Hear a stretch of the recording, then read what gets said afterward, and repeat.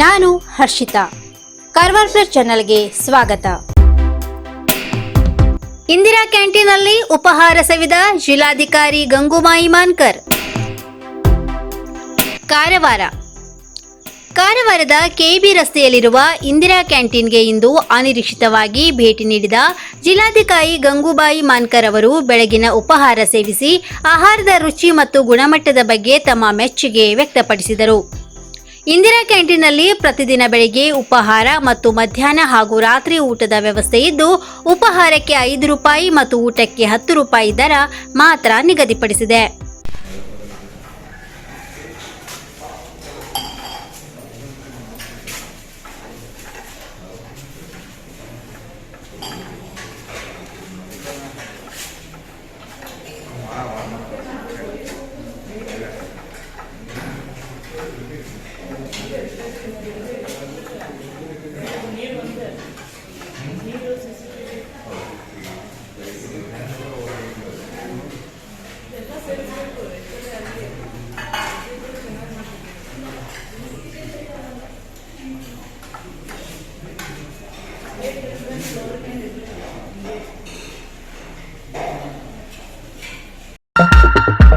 ಎಂಬತ್ತೇಳು ವರ್ಷದಿಂದ ಗ್ರಾಹಕರ ವಿಶ್ವಾಸದಡಿಯಲ್ಲಿ ನರಸಿಂಹ ಮಾರ್ಕೆಟ್ ಕಾರವಾರ ಆಧ್ಯಾತ್ಮಿಕ ಧಾರ್ಮಿಕ ಪೂಜಾ ಸಾಮಗ್ರಿಗಳ ಹಾಗೂ ಸಾಂಪ್ರದಾಯಿಕ ಶೈಲಿಯಲ್ಲಿ ಮನೆಯಲ್ಲಿ ತಯಾರಿಸಲ್ಪಟ್ಟ ಶುದ್ಧ ಹಾಗೂ ರುಚಿಕರ ತಿಂಡಿ ತಿನಿಸುಗಳ ಏಕೈಕ ಮಳಿಗೆ.